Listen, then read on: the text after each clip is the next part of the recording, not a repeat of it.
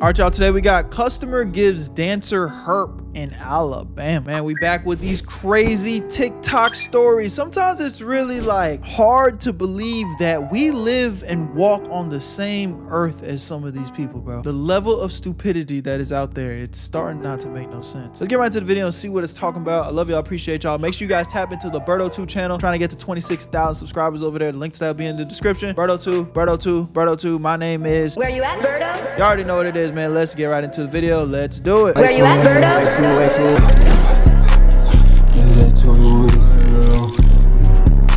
made this shit look sweet. Working at this club in Alabama. And there was this Her audio's low. So I worked there about a whole summer straight. I was going out there every weekend from, at the time, Mississippi. At the time, just like any other regulars, I didn't pay no mind. I just tried to get in where I could fit in. All the dancers would flock to them as soon as they came into the club. So I knew they were somebody. They never raised the red flag because most of the dancers there, they were from there. So I really didn't think too much of it. One thing I did notice is that they would pick the... What is these tattoos she got going on? I mean, I hate to be the one to judge, but heartbreak in the middle of chest. Nasty work. Same girls over and over again. It was never like the new dancers like me that would be, you know, invited into their section.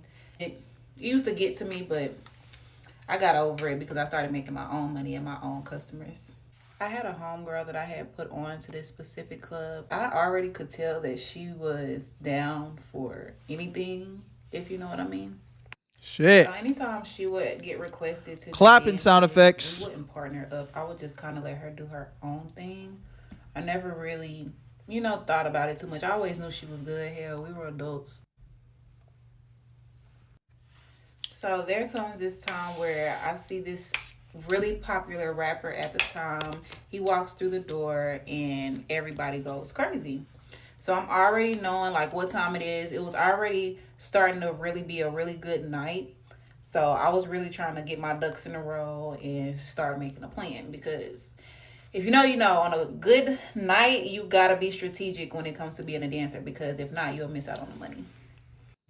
So I start seeing more people This is different level of lore we're getting, boys. We're right into succubus territory. walk through the door, and it's like crowds of people at this time. Everybody's spending hella money. I see people go get $2,000, $3,000 at a time. And at this point, I know it's time to partner up. So of course, I go get my homegirl. I'm looking for her. I'm like, you know, texting her phone. Where you at, girl? Where you at? Come to find out she was in the parking lot taking a smoke break. So I waited on her to get dressed. You taking a smoke break? When you in the middle, when it's money time, you're not about your money. Can't take no smoke break. We got rappers in the club and they throwing hundreds. And I just continued to dance for the party that I was dancing for at the time. So she comes back into the dressing room. She working. And she's getting dressed. She's putting her clothes back on. And I could tell that baby girl is drunk. Okay? Drunk out her mind. That wasn't unusual for us because, I mean, we're dancers. We get drunk all the time. But she was like, Really? a little more wasted than usual. I mean, I guess that's not like crazy to think, but I would just imagine it's such a wild environment.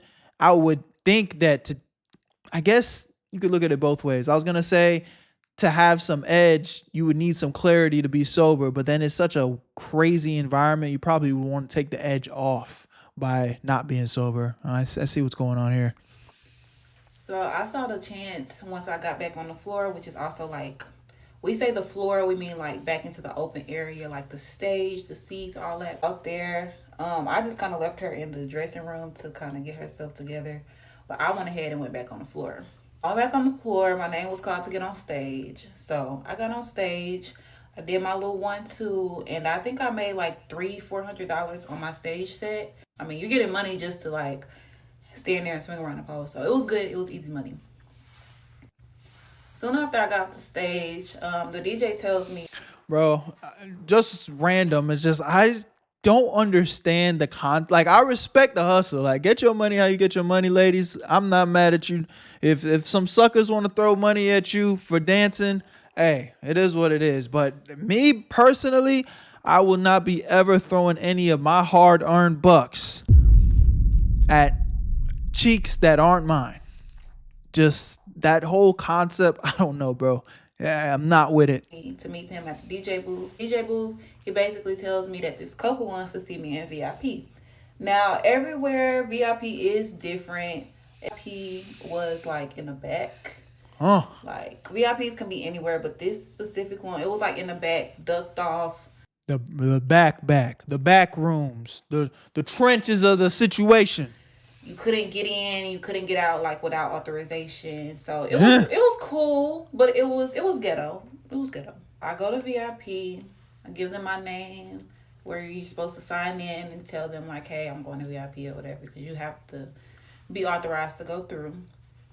And before I give them my stuff, because you have to give them like one of your belongings so you don't run out on them or from paying them. So I gave them my phone. As I give them my phone, I could see my homegirl coming from the back.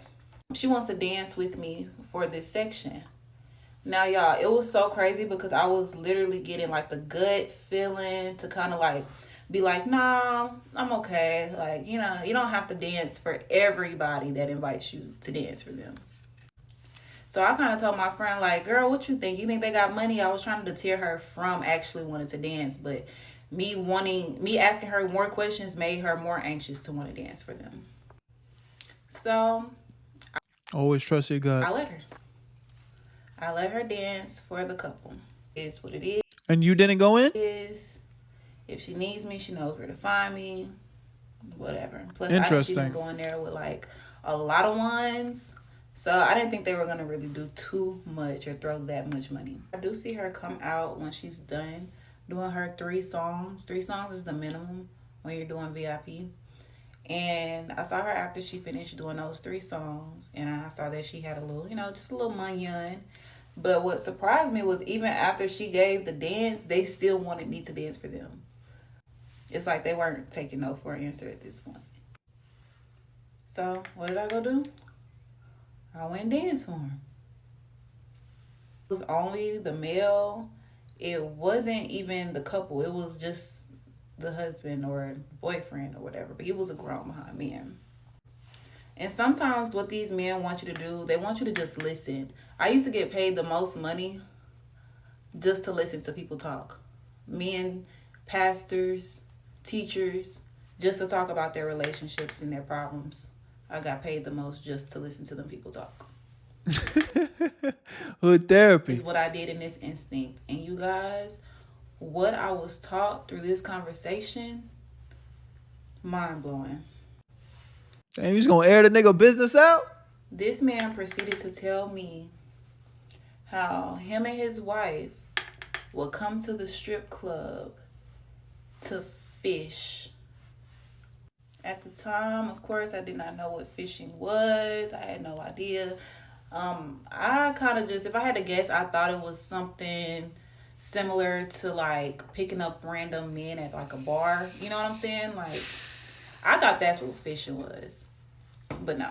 He was intoxicated, probably off of some pills, so it was easier for me to get this conversation out of him. But I really think it was God, y'all. I really think it was God. He proceeded to tell me that him and his wife only comes to the strip club because he has herpes and his wife will not him. He told me that he wanted to have a party with me and my friend, but he saw it in my eyes that I wasn't trying to do that. Y'all, when he said he saw it in my eyes that I wasn't that type of person, I felt chills through my body.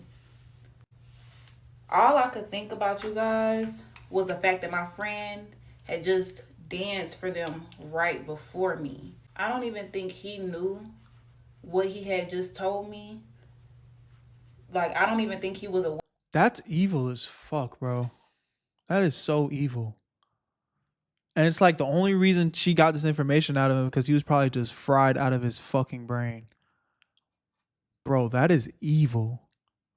Did you? I hope you reported this. This nigga needs to go to jail. Aware of what he had just admitted to me.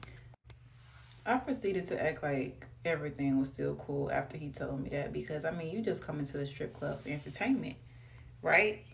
Like, you didn't really come here tonight planning on fishing, did you? That I seen him here, so I already knew he had gotten plenty of girls. And when I walked back to that dressing room, I saw my friend putting back on her underwear. I already knew the damage was done.